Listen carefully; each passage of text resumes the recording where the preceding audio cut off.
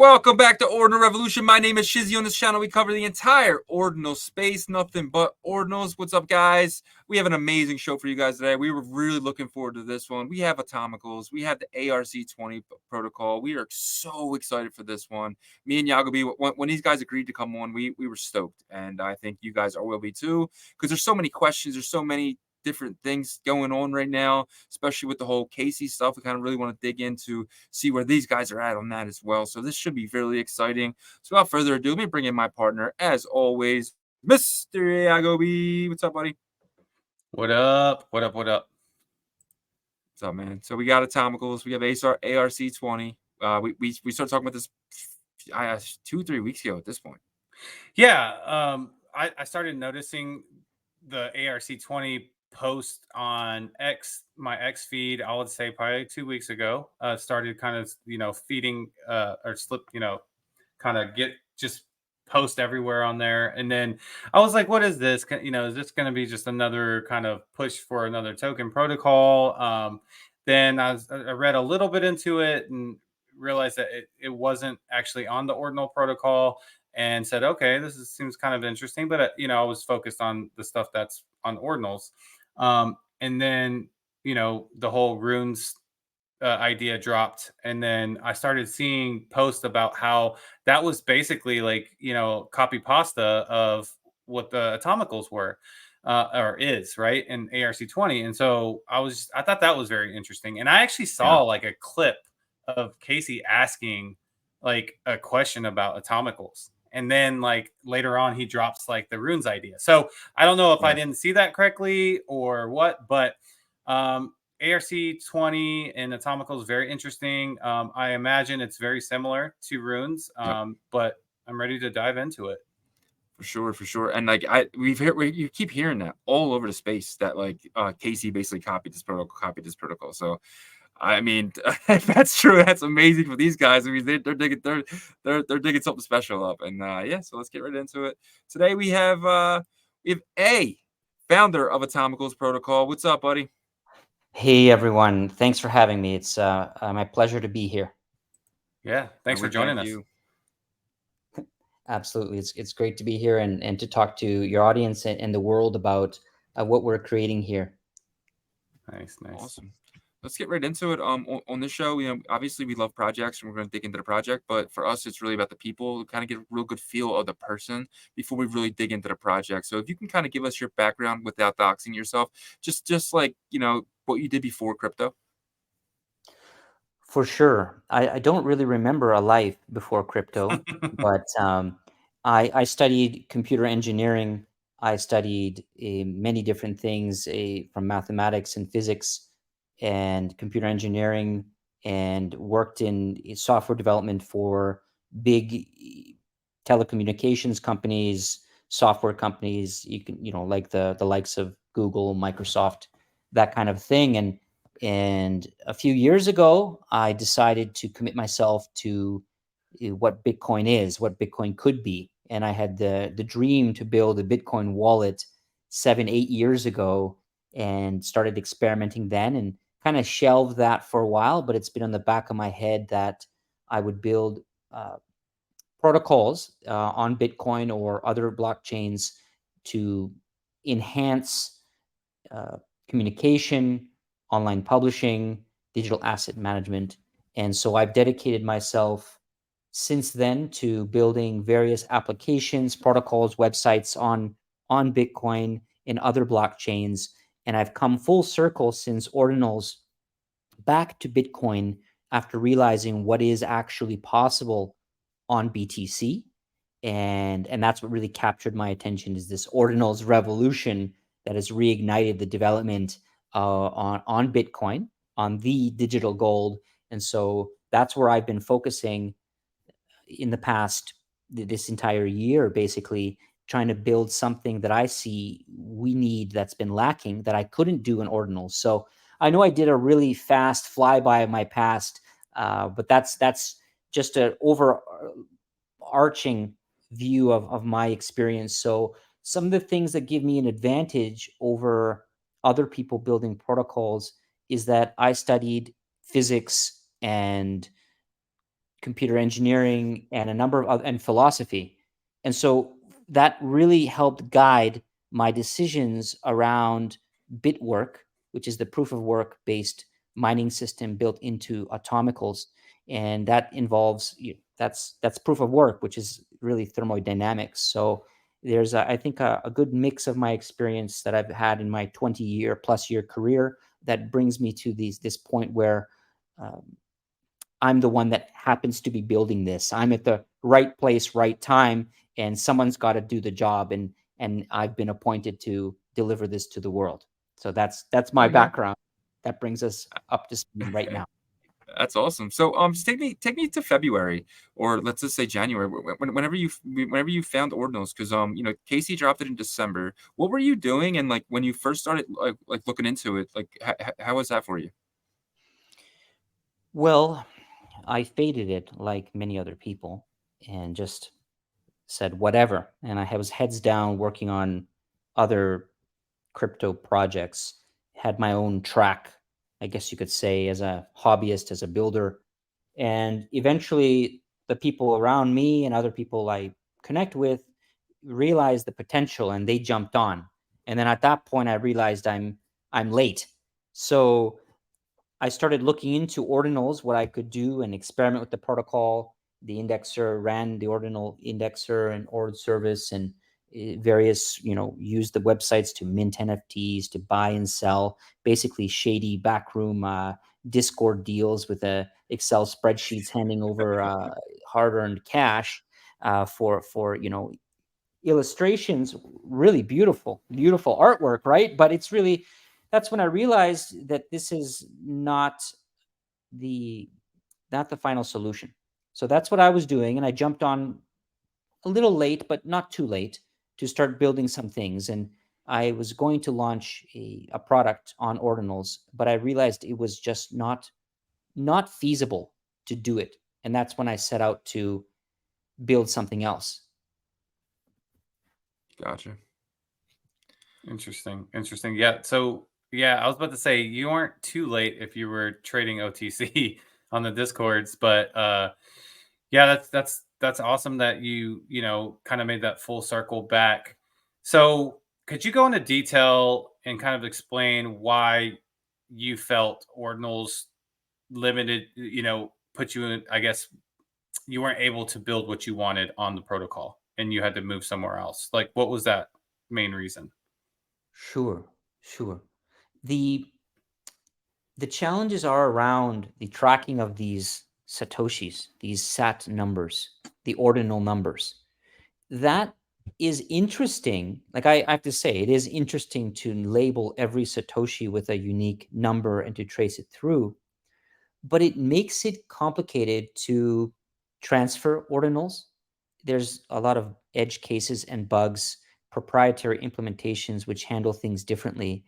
And there's that layer. And then there's the inscriptions, which feels like what inscriptions are is what got ordinals to be popular, not the ordinal numbers themselves. It's the inscriptions that allows people to trace the NFT authenticity, the lineage, through the ordinal numbers. So what I wanted was a simple way to trace, like an inscription, through transfers. But I found I had to run an ORD indexer.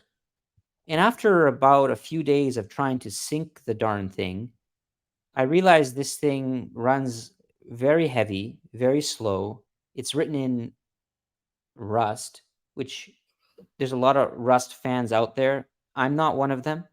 So, but that's not in itself a deal breaker. The problem was it was just too slow, too complicated, and I didn't understand why there needed to be all these rules, because I wanted to build a digital identity system and a token system that was really simple, that could be worked on the client side. But you couldn't, because you needed to run an entire ORD indexer on the back end to be able to make sense of where your assets are located. So to me, my research for a few years has been on NFT systems and digital signatures, I didn't understand why it was so complicated. And as I built this system on top of Ordinals after a month, I realized that no one's going to run this. This is too complicated. This is unnecessarily complicated to work with the Ordinals Satoshi labeling system. Why not just go to treat inscriptions, or I call them atomical numbers or atomical NFTs? Why not just treat them as UTXOs, just like Bitcoin itself treats the coins?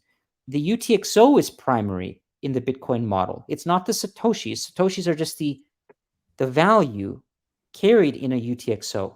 But Ordinals took the opposite approach where it treats the Satoshi as primary. So you end up with weird situations where inscriptions can get merged together and people end up burning their inscriptions as minor fees and all this weird stuff. I didn't want that to happen where atomical NFTs could accidentally be burned as minor fees. So it's actually impossible in Atomicals because we're using the simplest possible thing, which is what Bitcoin uses, which is the UTXO model.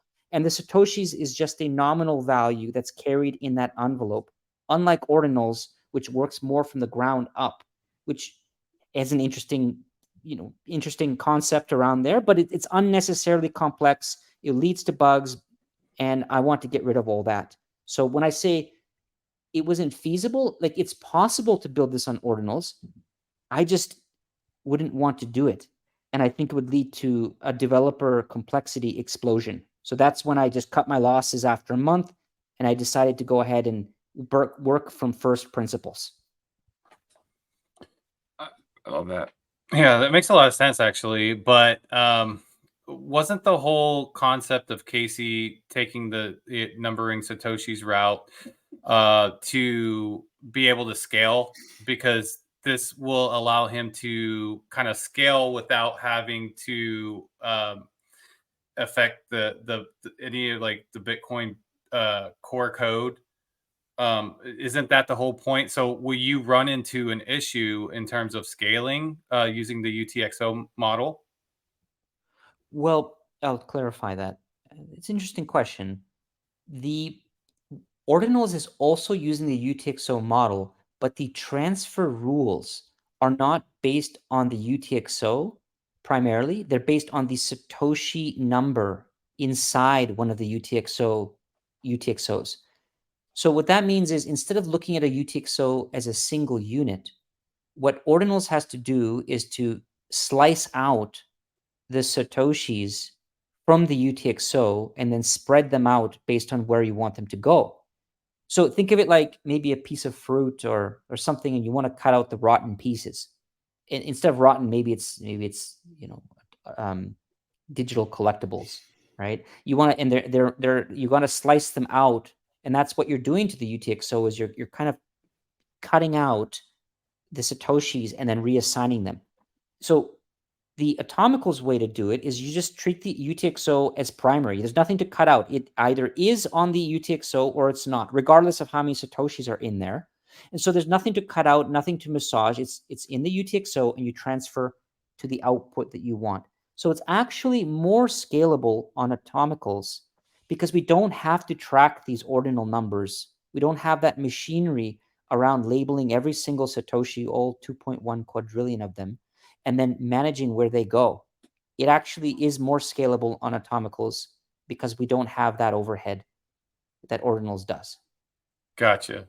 Yeah, so the UTXOs are exhausted on each transaction, correct? Exactly. Yeah. It's kind of like, think of it like kind of like first in, first out in a way for the UTXO level, not first in, first out on the Satoshi token level. Gotcha. What about the limitations on like the available space with Atomicals? Isn't there, what does that look like? Like the limitations on like the data size, like Yes. the files and things? Yep.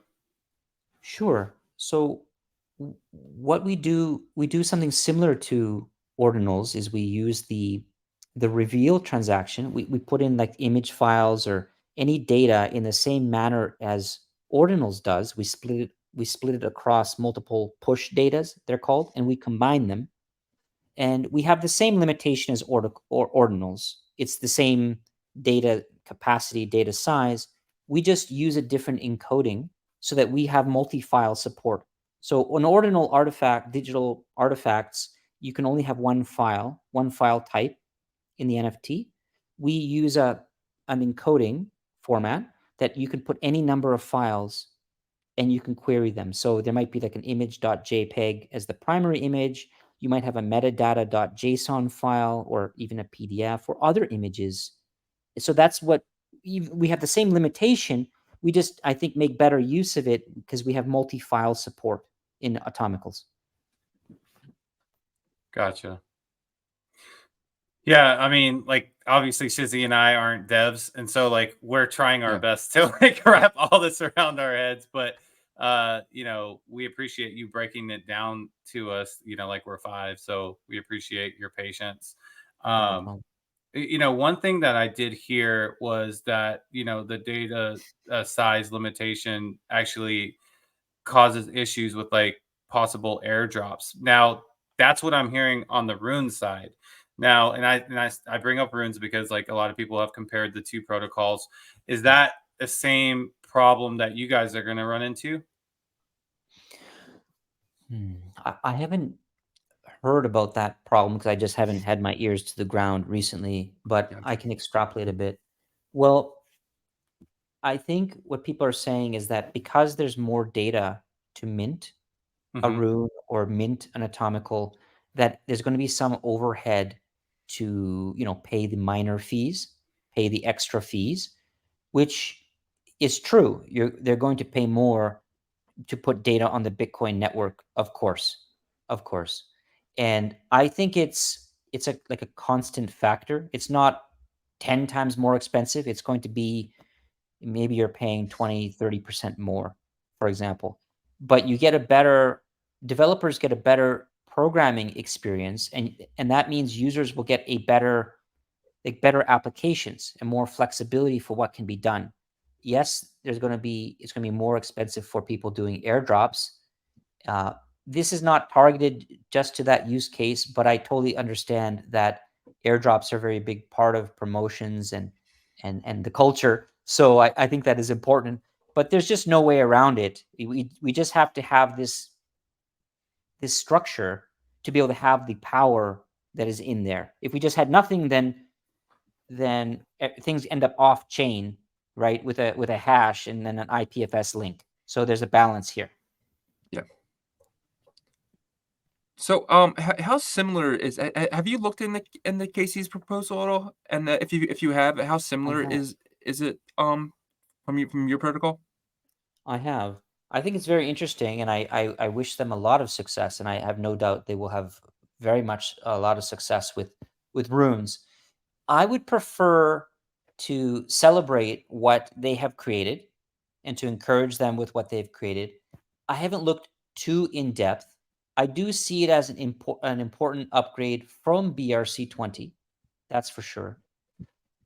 It does differ from ARC20 in that it doesn't have the ability to attach multiple files like ARC20. So you might have an icon for your token in it as an ARC20 token. You'd have an icon and metadata. I didn't see a provision for that kind of extra details, extra data in his proposal, but it certainly could be added with little effort. The other thing I noticed is that they are a UTXO model token like Atomicals, but they seem to use another accounting system for tracking the flow of funds. And so I think they're on the right track. I think they will be very successful. There are some things with ARC20 that I'm just thinking how much I should say, because the reality is that ARC20 is exactly how a token solution would be built if Satoshi built it. I'm not saying this as exaggerating. I really mean it. It really operates like Bitcoin itself. It treats the Satoshi as king, and this is the reverse situation from Ordinals. We actually now treat the Satoshi as king, the Satoshi unit, and we use that for our accounting system and being able to split and merge tokens. So it means that Satoshis underlie the units of any token that are issued. Think of them as Bitcoins, but with a T-shirt. Bitcoins with a flag. That's you've colored the Bitcoins according to the ARC20 ticker that you've created. So I believe this model is fundamentally the same as Bitcoin, because it is the same as Bitcoin. It doesn't require much extra overhead after you've minted it. It transfers like Bitcoin, splits and merges like Bitcoin. And so this is, I think, the logical conclusion of the token experiment. I'm a little shocked that it hasn't been done until now. And so I think Runes does some interesting things. I haven't looked too in depth, and I do think they will be successful. Of course, there's a big pie for all of us to be able to get market share for the different use cases. So I of course I'm extremely biased, and I think ARC20 is superior in a number of ways. But I can see the advantages that they've said for it's a tighter protocol, it's a smaller footprint, and they do have like a much bigger following that would go ahead with Runes. And for that reason, I think they're going to be successful. As we can see, BRC20 gained tremendous traction, and it's a JSON file in I hate to say, in the worst possible degenerate way. And that's what this industry needs, is rapid innovation in that kind of rough and tumble way. And so BRC20 has paved the way, demonstrated, and now we have a couple different options like Runes and like ARC20 that take it to the next level. Gotcha. So I'm curious because you brought up something about, like you said, with t-shirts on. How similar are you guys to like the color coins from like 5 years ago, 6 years ago? Are you guys anything like? Did you guys? I did hear comparisons about that. Yes, this is exactly that. And Okay. and this is exactly the logical conclusion. So there was a paper by Rosenfield in 2012 that explained this. And my research for the past few years has been, amongst many other things, this is one of them, is colored coins.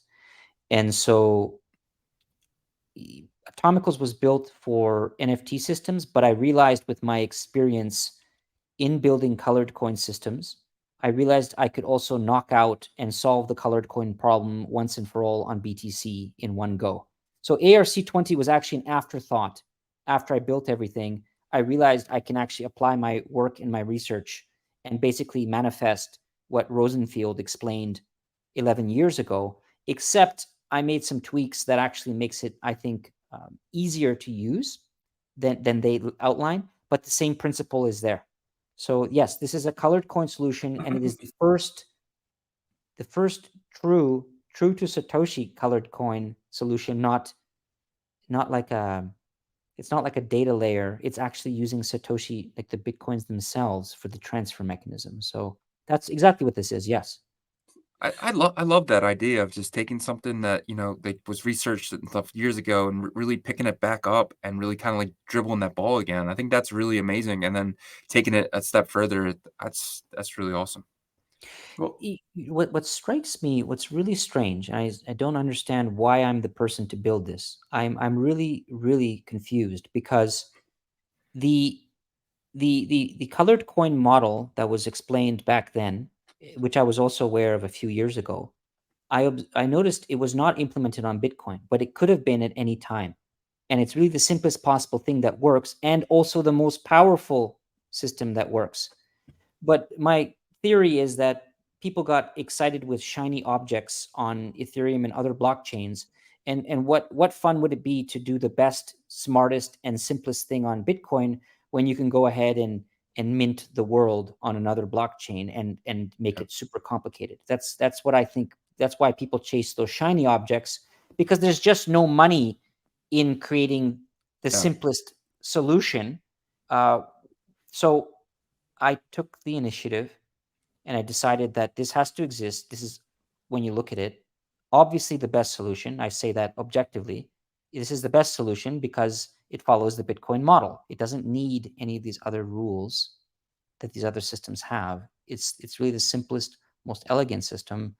And that's why I'm still a little bit baffled why I'm here being the one to force this thing out, when I really wish I had this existing in the first place so that I could continue with my life and continue building on ARC20. Instead, it doesn't exist. Well, It didn't exist, so I invented it as a public service, really. It doesn't sound like a problem. It sounds like an opportunity of a lifetime. Kind of just fell in your lap. Well, it is, except it's not what I have other things I want to build. This is just one of those things that it was along the way. I had an adventure. I had a quest to return the ring to Mordor that has nothing to do with this. And along the way, I did a side quest to go ahead and solve this problem, to just quell the armies on that side. Just take care of that and then move on. So I'm actually really grateful and excited that people see so much in the ARC20, and there's such an uptake happening behind the scenes. There's a behind the scenes movement to launch on ARC20, which honestly I did not really expect, but in retrospect it's kind of obvious. It's like, yes, people want to build on this. Yeah, so actually, thinking about the colored coin era, and how a lot of the laser-eyed maxis at that time were just so against it, do you feel like the reason why you could be successful kind of with the round two is because people are more open-minded to building on Bitcoin now? Is that why, or do you feel like your protocol is that much different than colored coins? What do you think about that? There's a twofold answer, right? The earlier colored coin implementations, hate to say it like this, but no, really, they sucked.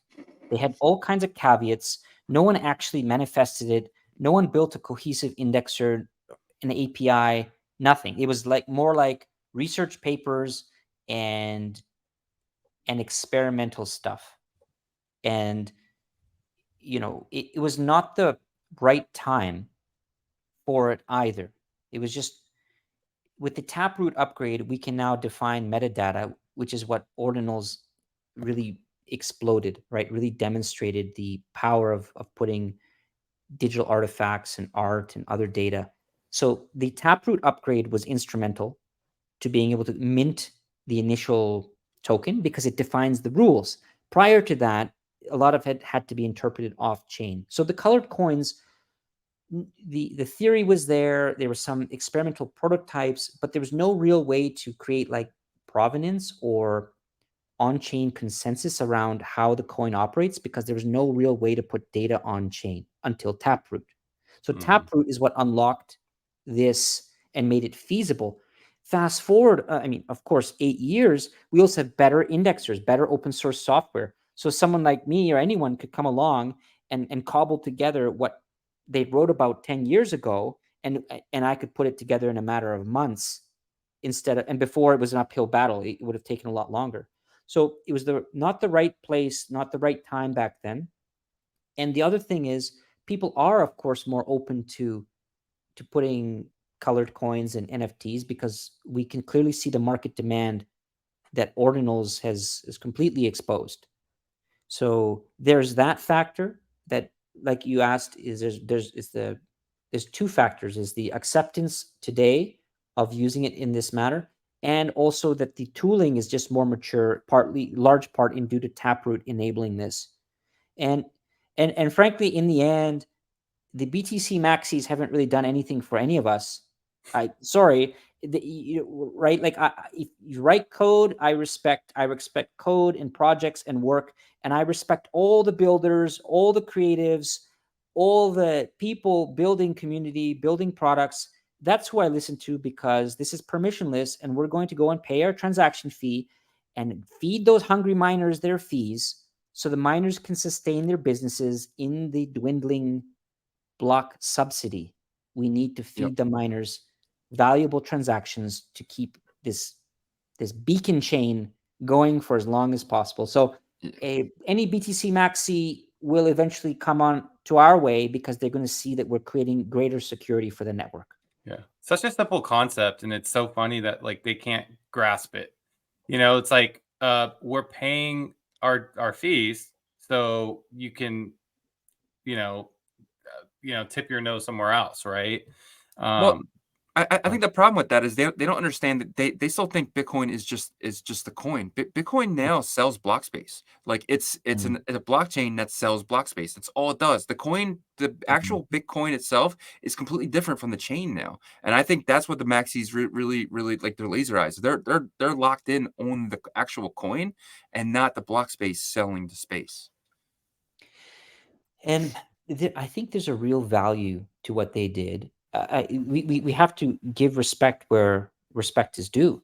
One of the Yeah. things that I think is a paradoxical, but restricting the block size and keeping Bitcoin, we'll say, slow and limited, actually forced a certain kind of innovation. Innovation found a way under extreme constraints, like one floppy disk worth of block space per every 10 minutes is horrific in any distributed system. But it demonstrates to us, like you said, the value of block space. What we're really selling is digital, like real estate. It's a transient, it's a permanent, immutable ticker, a time chain of block space that is being sold to the highest bidder every 10 minutes in chunks.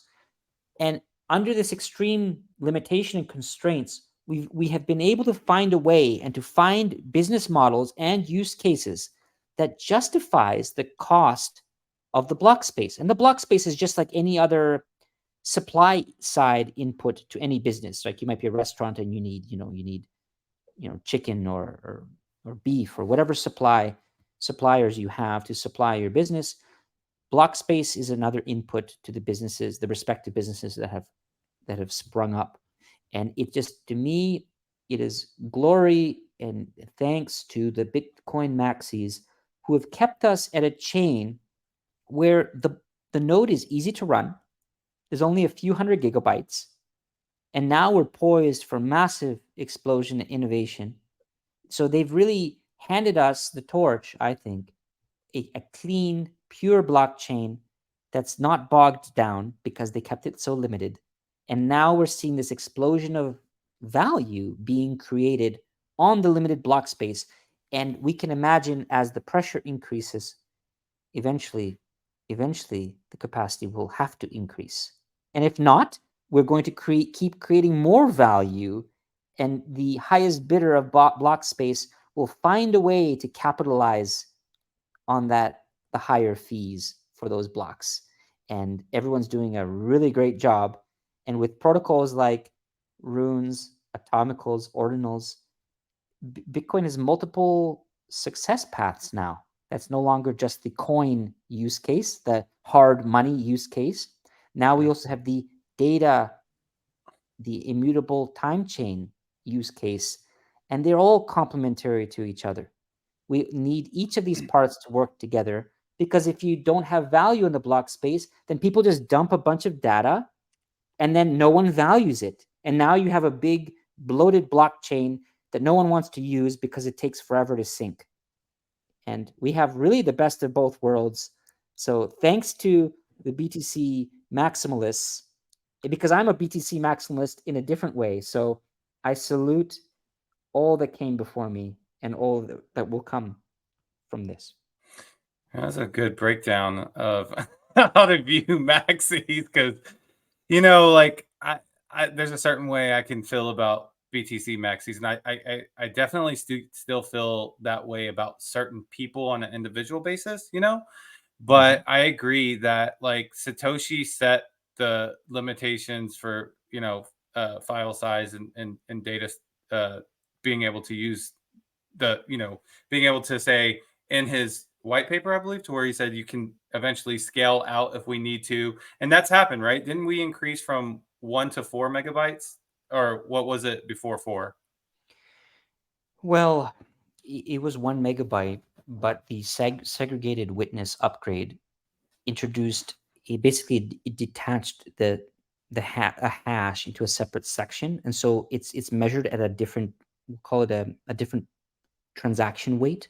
And so you can effectively get up to 4 megabytes block size with segregated witness. So it's not like that's the effect. So technically it's a 1 megabyte block, but there's an expansion factor that happens because of the permissiveness of the SegWit signature detachment system. So that's why we have up to now 4 megabytes, which is 4 times better than 1 megabyte. Now we just need to. It'd really be nice to increase that even by 2 times or 10 but times. the maxis don't want that increased, right? And the core devs will have to get, I don't know, like a vote for that to increase or something. I don't know. But one thing I think that you said really made a lot of sense to me, of kind of having whatever Bitcoin politics are in there to kind of keep that block space limited, force devs to really try to find workarounds, right? And that's what happened with Ordinals, really, is like, how can we have this environment and ecosystem with the limited block space, right? And so they figured it out without having to change any core code, right? So I think you had a really good point with that, because some of the most talented devs will probably end up working on Bitcoin as it continually grows out. But I don't know, maybe I'm not on point with that, but that's just kind of how I feel from what you said. Yeah, I think we got to look at where we are now, and everyone that participated prior to this had a hand in getting us to this point. So credit where credit is due for everyone. Even though we don't agree, we got to this point, and we go forward from here. So I'm just really grateful that we do have this every 10 minutes. We know that the highest bidder will get block space. Yes. And in this world, we really need this kind of hard money, this hard chain of asset tracking is so critical that confidence. Thank goodness we have this. Yeah. And it's not on AWS bullshit either, right? So that makes you feel better. Yeah. But I want to jump back to Atomicals. Could you talk to us about the team and like what obviously you got doxing, but can you tell us like the team members and like what they do for you guys? Sure. Well, I've worked with a couple people at different levels, from developers that are hardcore programmers that are smarter than me, to designers that are far better designers than me, to community builders and marketers. And so I'm basically the chief scientist, chief builder, chief visionary. And for something like this, it took a number of factors to coalesce into me to be able to see what to do.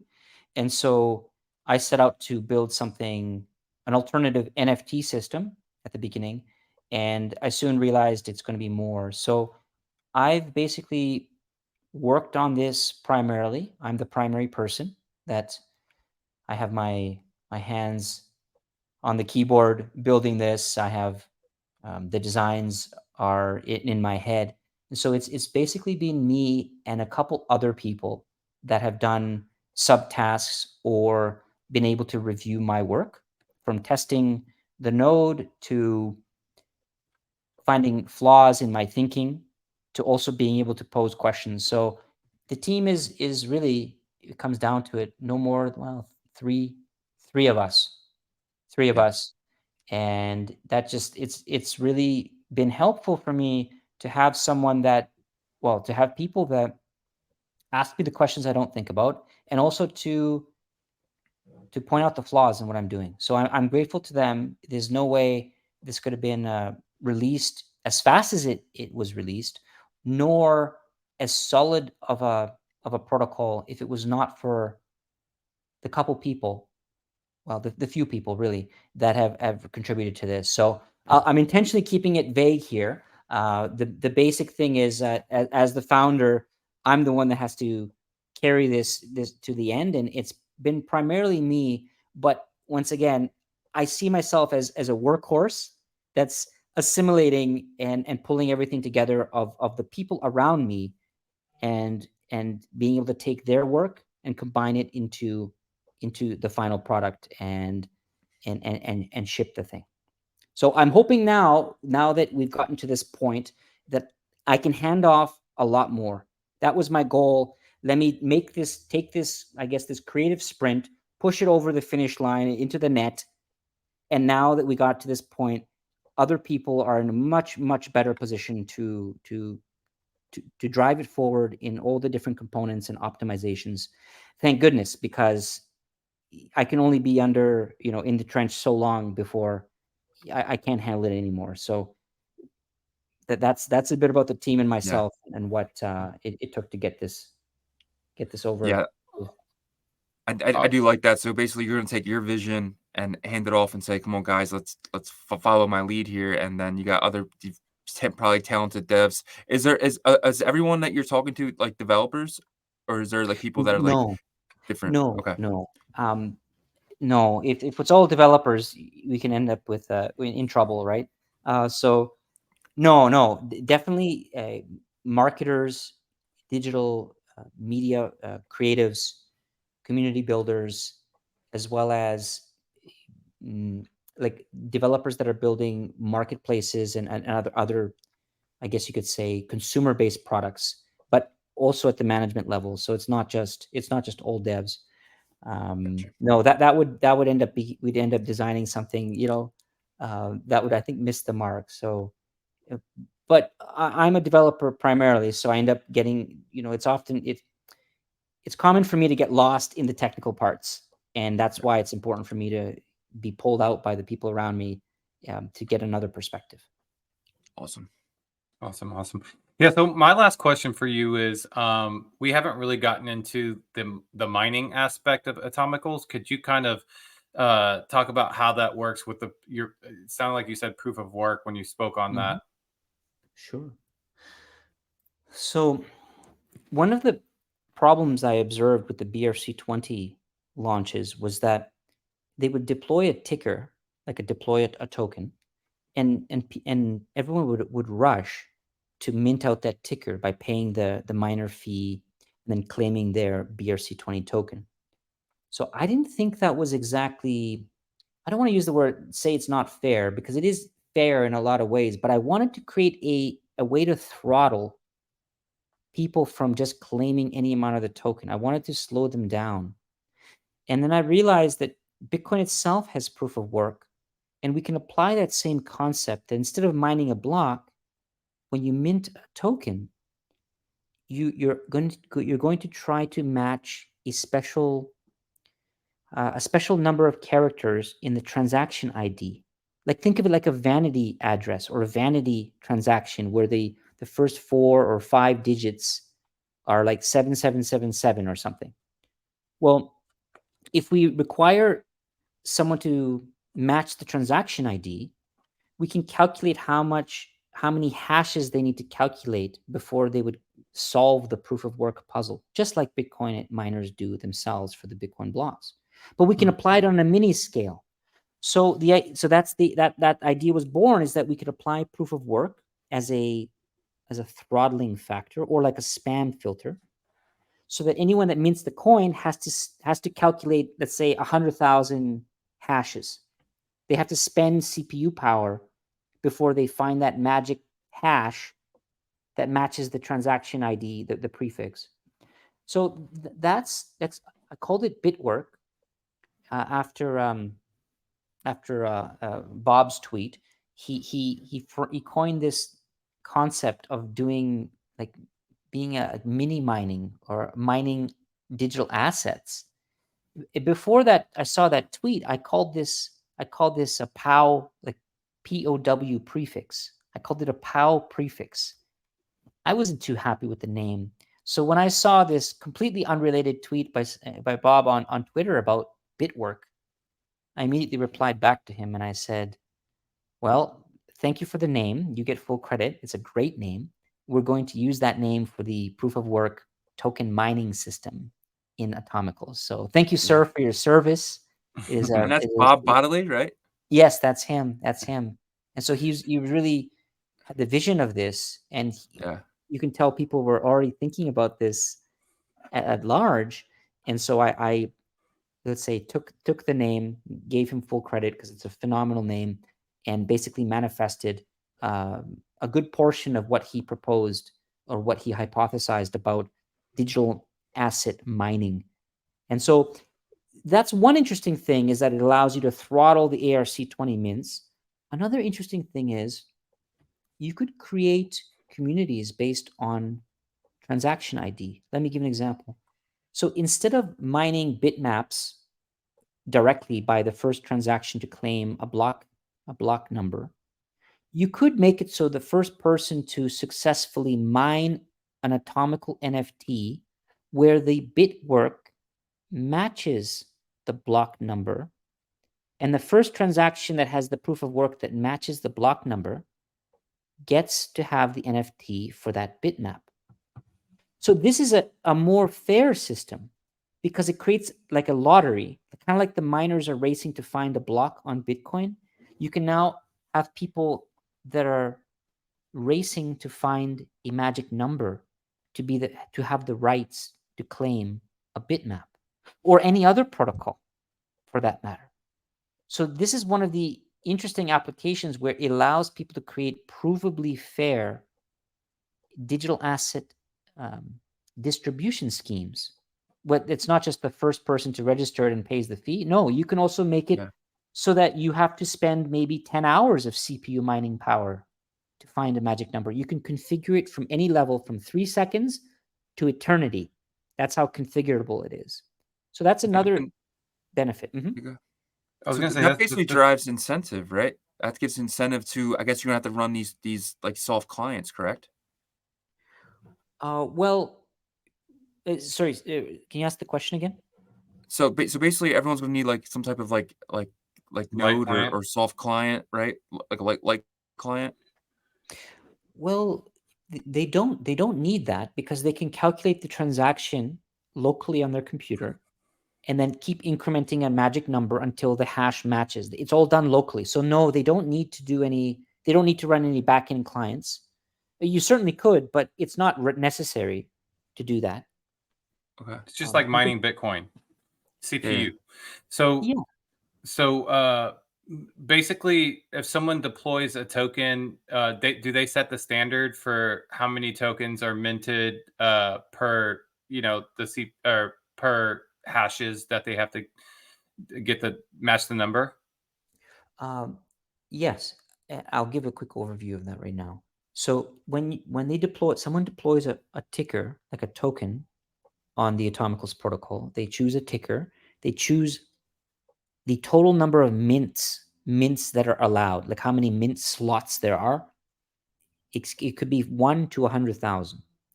And they also choose the quantity of tokens to award per mint. Let's say it's 1,000 units, 1,000 satoshis of a token for each successful mint. The bit work, the mining that has to be done, has to be solved before the user can claim the amount. And as long as there's slots left, right? So if, let's say, some token, it has 100,000 mints are available, anyone can solve the bit work proof of work puzzle as long as there hasn't been already 100,000 mint claims made already. And so the hashes don't have a direct relationship to the tokens that are issued because it's a fixed number, right? When the deployer of the token says, if you solve this hash, then you get 2,000 tokens, and there's exactly 50,000 people that can claim this, or 50,000 mints can be issued. So that's how it's set. Now, the creator of the token can also configure how much CPU power needs to be expended. So, for example, you can say it would take 1 minute of CPU to claim each, or it could be 7 minutes, or on average, right? Or it could be 2 hours. So the issuer has full control over that factor. And this leads to a better distribution, I believe, of fair mints. Because what you see in BRC20 and these other token protocols without proof of work, the founders and other people just rush in to mint as many of the token and just pay the mining fee or the Bitcoin mining fee, and they go. But with this bit work, you can intentionally slow it down. So a person could not just mint out the entire supply because they'd have to buy 1,000 laptops, or they'd have to host so much computing power, and then you have to write a program to automate it. At that point, they just say, you know what, that's too much work for me. I'm just happy to get my slice of the pie with my Mac or my my server, my gaming rig, and I'll just claim my piece. So it leads to better distribution to have proof of work gated tokens like this. I like it because it definitely slows the minting process down. It it can make it more sought after.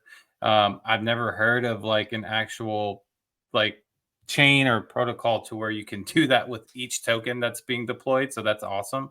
I guess the only difference between this process and how Bitcoin does it is Bitcoin secures the network through this, but Atomicals it's not securing the protocol through this action, is it? No, it's So not securing no. because It Bitcoin's is already being secured through the overall, yeah. So I correct. like it. I'll explain a concept that's a kind of bit futuristic.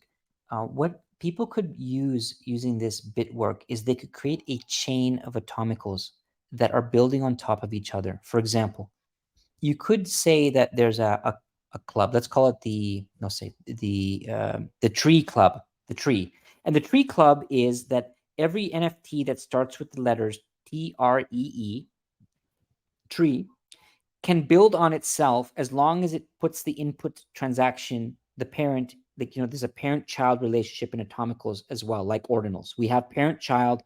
We actually have multi-parent child, which means you can actually also enforce multiple parents, and you can also enforce ARC20 tokens that are parents of other ARC20 tokens and containers and other things. So it's actually the logical conclusion of how you would do parent-child. You would actually just do it for everything. You don't have to use multiple parent-child, but you can. Now, you would chain them together so you could create, imagine a bitmap land where the only parcels that are valid are the NFT chains that all have the word tree in them. And so someone could easily write an indexer or a website that indexes the parcels or the assets on a bitmap plot, as long as the proof of work, the transaction ID matched the word tree. So this makes it really easy to create the complex structures that are based on energy spend or on proof of work. And it's not securing the Atomicals protocol per se, but the Atomicals protocol can serve meta protocols that are secured by Bitwork. And so something we're going to work on later, I'm building now, that will be backwards and forwards compatible, is to actually expand on this and to make it so people can create meta protocols that are backed by proof of work. So Atomicals will not itself be backed by proof of work, but someone can build a protocol in the future, a game or DeFi or any social interaction, that is going to be secured by proof of work in exactly the same way that the Bitcoin network is secured by proof of work. That's my big focus right now. Is that kind of tinkering with digital matter theory a little bit?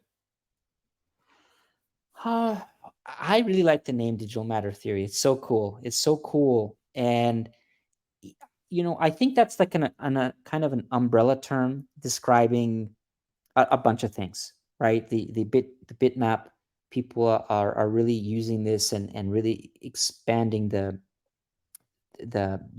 definition, but expanding the meaning of that. So I think it's kind of like it's a bit cloudy what that entails, but yes, any kind of assetization, any kind of digitization, as well as any kind of, how I say, hierarchical structuring an organization is going to just help all of us, right? It's going to help all the businesses and all the apps that people want to build. They have now a toolbox and building blocks to organize digital matter. And I think we're going to see this term digital matter theory be used more and more as an umbrella term describing these kind of containers and relationships between bitmaps and other digital assets like atomicals or ordinals, etc. Yeah. So I have one question. So your indexer, you built your own indexer, or is the indexer you're using like kind of on chain? It's an indexer that it's a Bitcoin indexer. It's called Electromex. It's a industry standard Bitcoin indexer. It's also used with Doge and the other Bitcoins and Okay. other UTXO-based blockchains. It's very popular. It's been around for many years, robust, and it's written in Python. It's got a very good WebSocket RPC interface. A lot of the wallets and services in Bitcoin today are using ElectrumX behind the scenes. Like this is just the go-to. So that's what we forked, and we added the indexes into ElectrumX, a fork of it, and open sourced it back because we believe that ElectrumX is a very good product. It's easy to work with. It's proven its metal over the past years, and that's what we built it in. We don't want any. Well, sure, there's going to be proprietary implementations, but we didn't want that to be the first thing. We didn't just want. I mean, I'm not saying like Ordinals. Obviously, they launched with Ord, but I wanted to launch with something that's more developer friendly to people, and that's why it was chosen to build on this base.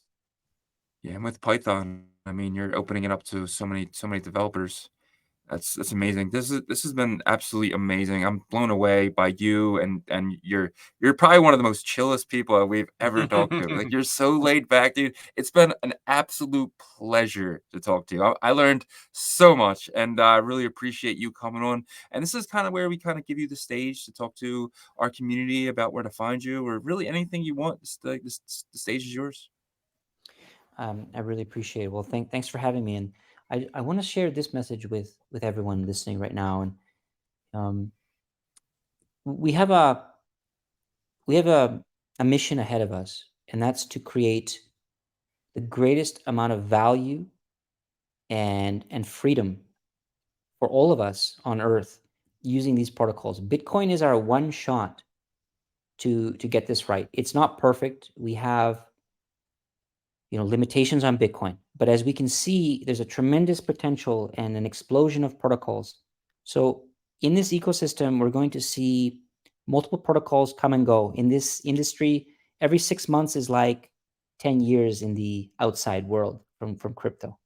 And so we're going to embrace change. And the next thing after will even be better. So Atomicals is a complement to Ordinals and everything else. We have the ability to organize Ordinals into collections and containers. We have Bitwork that complements and can help bitmap. And we're playing in this digital matter theory space to provide new tools, new frameworks, new ways of thinking about it so that people can also see other opportunities. So what we're trying to do here is to move the conversation towards the vision that I feel in my heart we need to get to secure Bitcoin as this chain of the future. This is our one shot. And I invite everyone to embrace these different protocols and to try them out. With Atomicals, we take another approach to minting NFTs, to digital naming, to ARC20. And you may find that you think it's really cool and it's really great and you're going to use it, but then you might find something else from one of the other protocols. And I think that's fantastic and great. And we just invite everyone to reach out to us, to give us your feedback. Tell us what you like, what you don't like, what you'd like to see so we can improve the product for you. It is completely open source and free. This is a work of passion, a work that just to give it out to the world. Of course, we want to be successful and build businesses with this. We invented it because no one else invented it. And I think a lot of people are also going to see the necessity of this existing because this is now bringing to bear more innovation. It's bringing to bear the limitations of the existing protocols that we can see. Casey has launched Runes right after discussing publicly the merits and the interesting parts of ARC20 and dissecting it. That's pushing the industry forward, and we're grateful for that. And because we're now, BRC20 is pioneered the way, and now we have some other emerging competitors coming because of this, and that's exactly what we'd hoped. And so we just we're grateful for everyone that's expressed interest. And so thank you so much for having us and taking this opportunity to speak with me and for us to be able to explain. You can reach us at atomicals.xyz is our website, or docs, docs.atomicals.xyz for the documents, or on Twitter, or X, Atomicals XYZ. You can catch us there. And lots of updates are coming for the documents, and a few big announcements in the next week. So we really hope people will tune in for that. Got some announcements? Is there anything you could leak out? Anything? Oh, you know, You don't have to. I'll just say this to everyone. That at any level of technical expertise, get involved and get set up the client and start minting Atomicals Realms. Realms, the power of Realms, which is our digital naming system that's baked in, is going to, I think, give people superpowers. I'll just say that we're not. It's not just a naming system like a DNS system. It's not. It's something out of this world, and the capabilities has not been explained. And anyone that fades this right now will regret it later. So I just say get on the ground floor now. Get your brand, get your business, get your name on Realms, because what's already built into the protocol is just not publicized, not announced, but it will soon be made clear what this is all about. I highly recommend people just go for it, because I'm really excited to just tell you that it's going to be the bomb. So that's all I'll say. Let's Interesting. go. And you have to have. Do you have to download a light client for that? You do need to get the command line tool. There's some guides online on getting the Atomicals JS command line, and it's one line of code you need to run. You can mint a realm in 30 seconds. You can create a fresh wallet and displays a QR code, and you could you can pay with any existing Bitcoin wallet. They pay the QR code, and you can start claiming your names now. So you don't need a light client other than, well, this command line tool. And coming soon, I know of a couple different groups that are working on a minting interface, so you don't have to do the client. And hopefully that comes in the next week or two. Okay, awesome. Well, man, it's been a pleasure for sure. I felt like I took a college course today. And we appreciate your time, and we know that our audience and the Ordinals community is going to definitely love this episode. So we look forward to having you back on. I really appreciate it. Thank you so much, guys. It's great. Thank you. All right, have a good day. Thanks. Take care. Wow, man, absolutely amazing. Absolutely. Wow. Yeah, I'm blown away. Yeah, I had questions still. But I was like, man, if I keep asking questions, we're gonna go for like 2 hours. Dude, I would have been down. I would have been down, man. Yeah. I mean, he probably has so much work to do. So I told him only an hour. So yeah.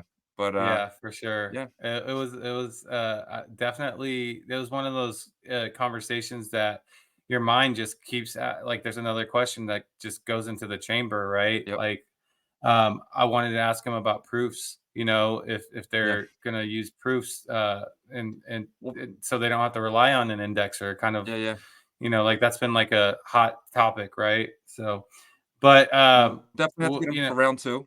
We've had for round 2. our best so far for round 2, and he's probably one of our best. He's top 3 in my book. So yeah, for sure. Well, all right, guys, thank you for watching, listening. We're on Spotify, we're on Apple, we're on YouTube. Sub to us. We really appreciate everyone that got this far. And if you guys learned something, smash that like for us. We really appreciate that. And we're gonna we'll definitely try to have him on for round 2 soon, maybe after some updates. But it's been an absolutely amazing show. I feel great about the space and about everywhere we're going. The Casey stuff really got me down, but stuff like this, man, just gets me so pumped again. Let's go. Yeah, definitely, man. Like, especially whenever you take the time to like learn more about it. And that's why we're here, guys, is to be able to have new innovative projects on our show to explain, because it's not, some of the stuff is not simple. You got to sit there and you got to like hear it twice, 3 times, and then it sticks. But we appreciate all of y'all. All the support's been awesome. This past week's been kind of weird, but we've worked through it, and we're all here as a community to work through it together, right? So we definitely appreciate you guys. And now we're televising the revolution. The revolution will be televised by us, guys. See you. Peace.